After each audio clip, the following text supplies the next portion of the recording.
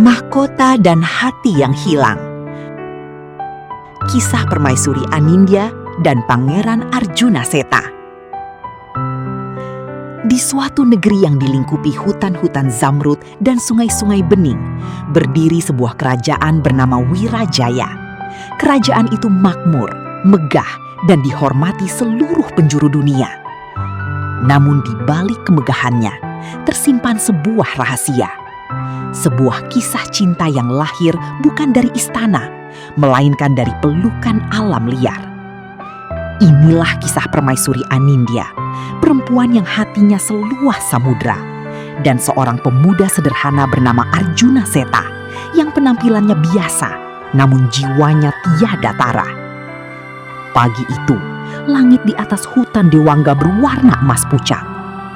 Anindya, permaisuri kerajaan Wirajaya, menuruni lereng bukit kecil sendirian, tanpa pengawal, tanpa dayang. Hanya ia dan angin. Ia sudah lama merindukan ini, keheningan. Di istana, setiap hela napasnya diawasi, setiap senyumnya dinilai, setiap langkahnya diatur. Namun di sini, di antara pohon-pohon rindang yang akarnya menjalar seperti urat nadi bumi, ia hanyalah Anindya, seorang perempuan biasa yang ingin sebentar saja melupakan mahkota di kepalanya. Ia tiba di tepi sungai Wening, sungai yang airnya jernih hingga batu-batu di dasarnya tampak seperti permata. Anindya tertawa kecil. Sudah lama ia tidak tertawa seperti itu. Akhirnya hanya aku dan kamu, sungai Wening. Permaisuri melepas selendang sutranya, meletakkan mahkota kecil berlapis emas di atas batu datar, lalu perlahan melangkah masuk ke dalam air yang sejuk. Rambutnya yang panjang terurai bebas. Ia memejamkan mata menikmati dinginnya air menyentuh kulitnya. Namun ketenangan itu tak berlangsung lama. Dari balik batang pohon besar di tepi sungai, dua pasang mata kuning mengintai. Buaya muara, 2 ekor, bergerak perlahan di balik semak air. Tak terlihat hingga ekornya membelah permukaan tenang sungai. Anindya membuka mata, dan seketika napasnya terhenti. Seekor buaya besar, panjangnya hampir 4 meter, kini bergerak langsung ke arahnya. Mulutnya terbuka sedikit, giginya putih seperti pisau-pisau kecil. "Tolong, ada yang bisa mendengar?" Suaranya tertelan oleh gemericik sungai dan desir daun. Anindya mundur perlahan, jantungnya berdegup seperti genderang perang, namun kakinya terasa kaku di lumpur sungai. Tiba-tiba, satu suara membelah udara. Splash! Sesosok tubuh melesat masuk ke dalam sungai dari tepi sebelah kanan. Pria itu bergerak cepat, begitu cepat hingga Anindya hampir tak bisa mengikutinya dengan mata. Ia memegang dahan kayu tebal di tangannya, dipukulkannya ke moncong buaya itu dengan keras. Buaya pertama menggeliat, lalu berbalik arah. Buaya kedua maju. Pria itu tak mundur. Ia merentangkan tangannya, memusisikan diri di antara Anindya dan binatang buas itu, seperti sebuah tembok hidup. "Ayo, pergi dari sini!" teriaknya sambil memukul-mukul permukaan air. Sebuah teknik kuno yang ia tahu dari leluhurnya untuk mengusir buaya. Buaya itu mengerjapkan matanya, menilai ancaman di hadapannya. Lalu, perlahan ia berbalik, menyusul buaya pertama masuk ke dalam bayang-bayang gelap di bawah air. Anindya gemetar. Kakinya nyaris tak bisa berdiri. Pria itu berbalik ke arahnya dan mengulurkan tangan. "Tuan Putri, apakah Anda baik-baik saja?" Anindya menatapnya. Pemuda itu mengenakan baju sederhana. Rambutnya basah. Kulitnya berwarna coklat hangat, terbakar matahari hutan. Namun, ada sesuatu yang aneh. Caranya berdiri, tegak, kokoh, seimbang. Caranya mengulurkan tangan, bukan dengan gugup seperti rakyat jelata, melainkan dengan mantap, tulus, dan bermartabat. Dan matanya, sepasang mata gelap yang memancarkan kedalaman yang tak bisa dijelaskan dengan kata-kata. Anindya mengambil tangannya. "Kamu Siapa? Pemuda itu tersenyum tipis. Ada sesuatu di balik senyum itu yang membuat jantung Anindya berdetak satu ketukan lebih cepat dari biasanya. Seta. Hanya Seta. Mereka duduk di tepi sungai setelah Anindya berhasil menenangkan diri. Seta membuatkan api kecil dari ranting-ranting kering untuk menghangatkan mereka. Gerakan tangannya cekatan, seperti seseorang yang sangat terbiasa dengan alam. Namun juga seperti seseorang yang pernah dilatih dalam hal-hal yang lebih halus. Anindya mengamatinya diam-diam. Setiap kali Seta berbicara, kata-katanya tertata.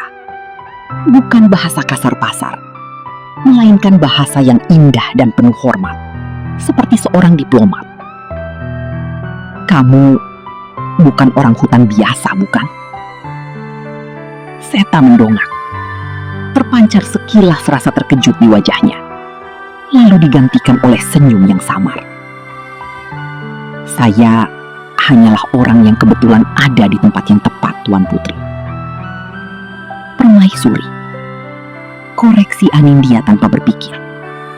Lalu tertawa kecil sendiri karena menyadari betapa absurdnya. Ia sedang duduk di tepi sungai dengan baju setengah basah, meralat sebutan seorang pemuda hutan. Seta ikut tertawa, dan tawa itu hangat, tulus, tak dibuat-buat. Adalah hal paling menyegarkan yang didengar Anindya dalam bertahun-tahun. Mereka berbincang lebih lama dari yang seharusnya, tentang hutan, tentang bintang-bintang di langit yang hanya bisa dilihat jauh dari cahaya lampu istana, tentang tanaman obat yang Seta tahu betul kegunaannya. Dan semakin Anindya mendengarnya berbicara, semakin ia merasa ada sesuatu yang tersembunyi di balik sosok sederhana ini. Ia tahu caranya duduk ketika berbicara dengan seorang permaisuri. Punggung lurus, tatapan hormat namun tak menunduk berlebihan. Bukan cara duduk seorang petani atau pedagang. Namun Anindya tak bertanya lebih jauh, sebab ia tahu beberapa rahasia lebih indah dibiarkan tak terungkap. Kembali ke istana, Anindya membawa sesuatu yang tidak terlihat namun terasa. Hangatnya kenangan seorang pemuda bernama Seta.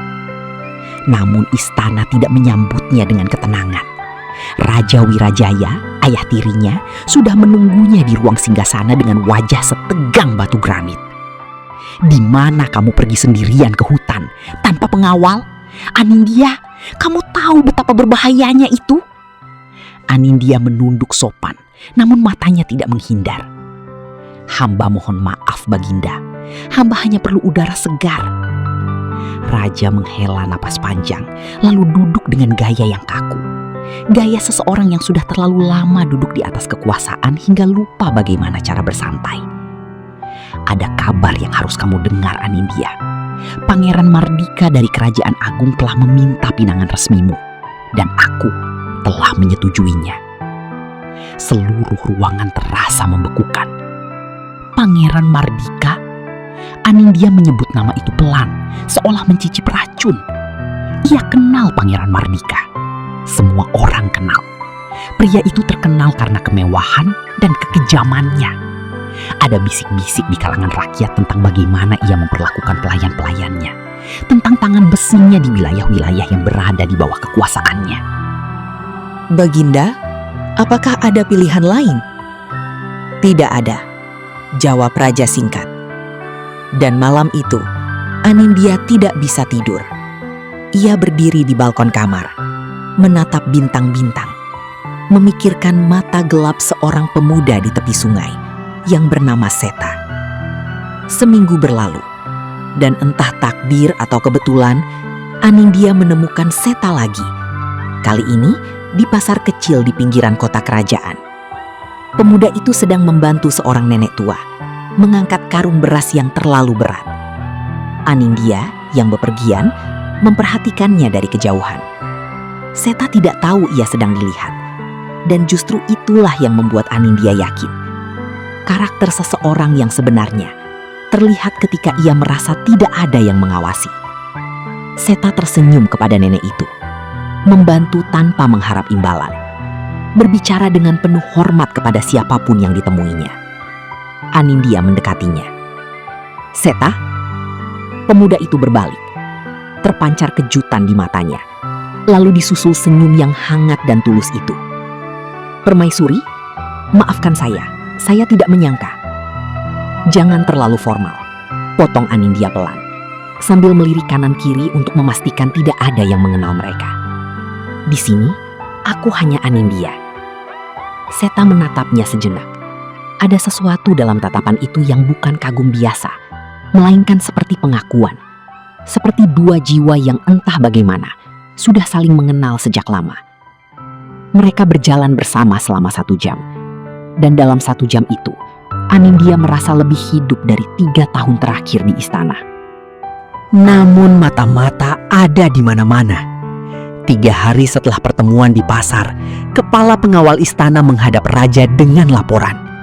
Permaisuri Anindya telah bertemu dengan seorang pemuda tanpa nama di pasar, lebih dari sekali. Raja memanggil Anindya, kali ini dengan wajah yang jauh lebih gelap. Siapa pemuda itu? Seorang rakyat biasa, Baginda. Tidak ada yang... Rakyat biasa?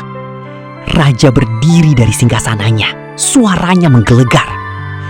"Kamu adalah permaisuri Wirajaya. Kamu akan segera dipinang oleh Pangeran Mardika. Dan kamu berkeliaran di pasar seperti gadis desa, bersama pemuda gelandangan tanpa nama?" Anindya tidak menunduk kali ini. Ia menatap ayah tirinya dengan tenang. Sebuah ketenangan yang lahir bukan dari ketidakpedulian, melainkan dari keyakinan. Ia bukan gelandangan, Baginda. Ia adalah orang yang pernah menyelamatkan nyawa hamba. Raja terdiam, lalu menurunkan suaranya menjadi ancaman yang lebih dingin dan lebih berbahaya daripada teriakan. "Dengarkan aku, Anindya. Pernikahan ini adalah kesepakatan politik yang menentukan nasib ribuan rakyat. Kamu tidak boleh dan tidak akan merusak ini karena seorang pemuda miskin yang tidak punya asal-usul. Lupakan dia." Malam itu, utusan raja menemui Seta. Tawaran uang dalam jumlah besar, dengan satu syarat: pergi jauh dari Wirajaya dan jangan pernah kembali. Seta menolak tanpa ragu. 3 hari sebelum tanggal perjanjian peminangan, Anindya mengambil keputusan terbesar dalam hidupnya. Di tengah malam buta, ia menanggalkan mahkota emasnya, meletakkannya di atas meja cermin dengan hati-hati, seperti seseorang yang meletakkan beban yang terlalu lama ia tangguh. Lalu ia mengenakan pakaian sederhana, mengambil tas kecil berisi beberapa kebutuhan, dan menyelinap keluar dari istana melalui pintu rahasia di belakang Taman Mawar. Ia berlari ke hutan. Ia tidak tahu persis kemana tujuannya, namun kakinya membawanya ke arah yang satu, ke hutan Dewangga, ke Sungai Wening. Hutan pada malam hari adalah dunia yang berbeda. Suaranya lebih gelap, bayangan-bayangannya lebih dalam. Angin malam berbisik di antara pepohonan, seperti peringatan-peringatan yang tidak ia mengerti. Namun ia terus berjalan. Hutan memberikan tantangan yang tidak Anindya perkirakan. Pertama, hujan turun deras tanpa peringatan. Anindya terpaksa berlindung di bawah pohon besar. Tubuhnya menggigil, namun pikirannya terus berjalan. Ia mengingat percakapannya dengan Seta tentang cara bertahan di hutan. Arah angin, tanda-tanda jejak binatang, bintang sebagai penunjuk arah. Ia menemukan gua kecil, masuk dengan hati-hati, mengumpulkan ranting kering yang tersimpan di pojok gua oleh cuaca sebelumnya. Dan dengan susah payah, setelah belasan kali mencoba, berhasil menyalakan api dengan batu api yang ia bawa dari istana. Ia tersenyum kepada dirinya sendiri. Pertama kalinya dalam hidupnya, ia melakukan sesuatu sepenuhnya dengan tangannya sendiri. Pagi datang, Anindya melanjutkan perjalanan. Namun jalan kecil yang ia ikuti bercabang 3. Ia berpikir sejenak, mengingat lagi nasihat Seta. Ikuti suara air, karena air selalu mengalir ke tempat yang lebih rendah dan lebih terbuka. Ia memilih jalur kiri. Dan benar, 300 langkah kemudian, ia mendengar gemericik sungai.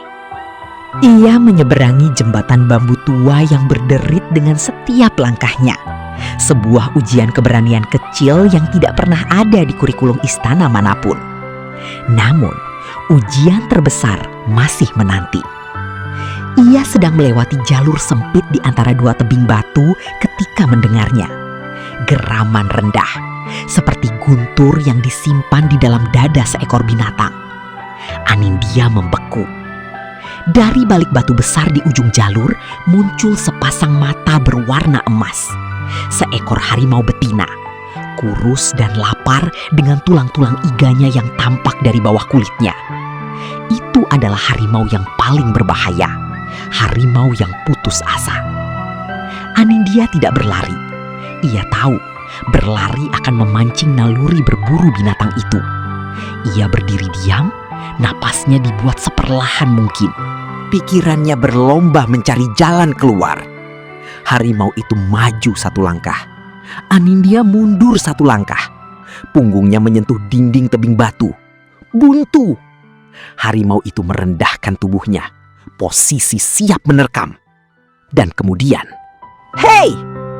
Suara itu membelah tebing. Keras, tegas, tanpa gentar. Seta muncul dari atas tebing.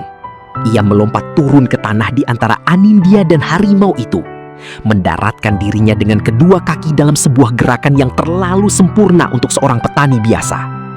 Di tangannya, obor yang terbuat dari ranting berapi. Ia melambaikan obor ke arah harimau, bukan dengan panik, melainkan dengan gerakan yang terukur dan berwibawa, seperti seseorang yang sudah berkali-kali berhadapan dengan makhluk-makhluk besar dan berbahaya. Harimau itu mundur selangkah. Matanya beralih dari Anindya ke obor. Naluri binatang itu berperang antara lapar dan ancaman api. Api menang. Dengan geraman frustrasi yang bergema di antara tebing-tebing batu, harimau itu berbalik dan menghilang ke dalam kegelapan hutan. Keheningan. Lalu Anindya berbicara. Suaranya bergetar, bukan karena takut, melainkan karena sesuatu yang jauh lebih dalam dari ketakutan. "Seta, kamu ada di sini?" Pemuda itu berbalik, dan kali ini di matanya tidak ada lagi jarak. Tidak ada lagi batas antara permaisuri dan rakyat biasa. Hanya dua manusia berdiri di tengah hutan yang diam, dengan jantung yang berdegup di frekuensi yang sama. "Aku tidak bisa membiarkanmu pergi sendirian," katanya pelan. "Dari mana kamu tahu aku lari?" "Karena aku mengenalmu, Anindya, dan aku tahu perempuan sepertimu tidak akan diam saja ketika hidupnya dikurung." Anindya mendekat, dan dalam momen itu, di bawah langit hutan yang mulai menerang menyambut fajar, dengan suara burung-burung pertama yang mulai bernyanyi, ia mengakui pada dirinya sendiri sesuatu yang sudah lama ia sembunyikan. Ia mencintai pemuda ini, bukan karena ia menyelamatkannya dari buaya atau dari harimau, tapi karena ia melihatnya, bukan mahkotanya, bukan gelarnya, melainkan dirinya yang sesungguhnya. Mereka berjalan bersama keluar dari hutan dengan tangan yang hampir saling menyentuh.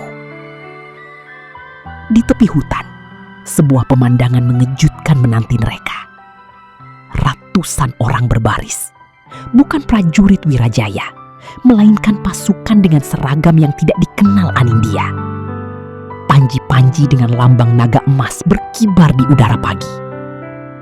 Dan di barisan terdepan, para pejabat berpakaian mewah berlutut begitu melihat Seta muncul. "Paduka, akhirnya kami menemukanmu." Anindya berhenti. Matanya beralih dari orang-orang itu ke Seta, ke pemuda yang ia kenal dengan nama sederhana, Seta. Seta, apa yang... Seta, atau lebih tepatnya Arjuna Seta Mahendra, menghela napas panjang. Lalu ia berbalik menatap Anindya dengan ekspresi yang penuh dengan sesuatu yang tidak bisa sepenuhnya ia sembunyikan. Penyesalan karena tidak lebih cepat jujur, dan harapan bahwa kejujuran ini tidak akan merusak segalanya. "Anindya, namaku bukan hanya Seta, Aku adalah Arjuna Seta Mahendra, putra mahkota, atau lebih tepatnya, Raja Kerajaan Mahendra Agung. Kerajaan Mahendra Agung. Anindya tahu nama itu. Semua orang tahu nama itu. Kerajaan terbesar dan paling kuat di seluruh kepulauan. Kerajaan yang bahkan Raja Wirajaya pun berbicara dengan nada hormat ketika menyebutnya. Raja Mahendra Agung adalah penguasa yang paling dihormati, paling ditakuti, dan menurut semua cerita yang pernah ia dengar, paling bijaksana. Dan ia adalah pemuda yang duduk bersamanya di tepi sungai dan mengomentari bintang-bintang. Anindya tidak bisa berkata-kata selama beberapa detik. Lalu ia tertawa. Bukan tawa pahit, tapi tawa yang penuh dengan kelegaan, keterkejutan, dan sesuatu yang terasa seperti potongan-potongan puzzle yang akhirnya jatuh ke tempat yang tepat. Jadi, kamu menyembunyikan identitasmu. Aku butuh mengenal dunia seperti apa adanya. Jawab Arjuna Seta dengan tenang. Bukan dunia yang melihatku sebagai raja. Aku butuh menjadi Seta biasa untuk beberapa waktu. Dan di hutan Dewangga, aku menemukan lebih dari yang aku cari. Matanya tidak bergerak dari Anindya. Aku menemukanmu.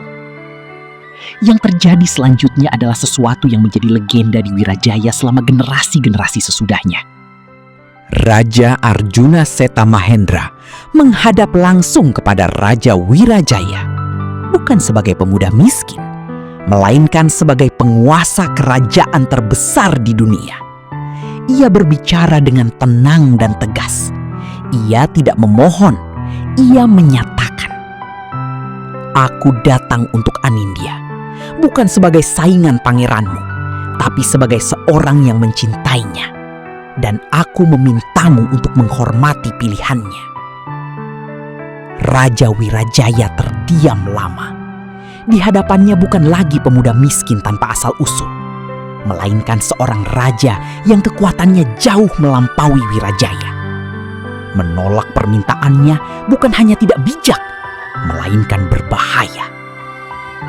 Namun yang lebih dari itu, dalam diam yang panjang itu, Raja Wirajaya melihat sesuatu di mata Arjuna Seta yang tidak pernah ia lihat di mata Pangeran Mardika. Integritas yang tulus. Perjanjian dengan Pangeran Mardika dibatalkan. Dan Mardika yang mengamuk dan mengancam menghadapi konsekuensi diplomatik dari tindakannya yang selama ini tertutup rapi. Kekejamannya terhadap rakyatnya sendiri akhirnya dibawa ke meja perundingan antara kerajaan-kerajaan. Dan Anindya, ia berdiri di tepi sungai Wening, tempat segalanya bermula, dengan Arjuna Seta di sisinya. Sungai itu mengalir tenang. Batu-batunya bersinar seperti permata di bawah sinar matahari pagi. "Kamu tahu," kata Anindya pelan, "pertama kali kita bertemu di sini, aku melihat sesuatu di matamu yang tidak aku mengerti. Sekarang aku tahu apa itu." "Apa?" "Rumah." Arjuna Seta menggenggam tangannya erat. Dan di hari pernikahan mereka, yang dihadiri oleh perwakilan dari seluruh kerajaan di kepulauan, satu hal yang dicatat oleh semua yang hadir bukan megahnya dekorasi, bukan panjangnya prosesi, bukan kilau mahkota yang mereka kenakan, melainkan cara mereka saling menatap, seperti dua orang yang sudah lama tersesat dan akhirnya pulang. Dan begitulah kisah permaisuri Anindya dan Raja Arjuna Seta Mahendra. Kisah yang mengajarkan bahwa cinta sejati tidak pernah melihat mahkota atau pakaian sederhana. Bahwa keberanian tumbuh bukan di ruang-ruang aman, melainkan di tengah hutan yang penuh tantangan. Dan bahwa terkadang orang yang paling tepat untuk hatimu hadir dalam rupa yang tidak pernah kamu bayangkan. Mereka hidup bahagia. Tidak karena dunia menjadi mudah, tapi karena mereka menghadapi dunia bersama. Dan sungai Wening terus mengalir, membawa cerita mereka ke ujung zaman.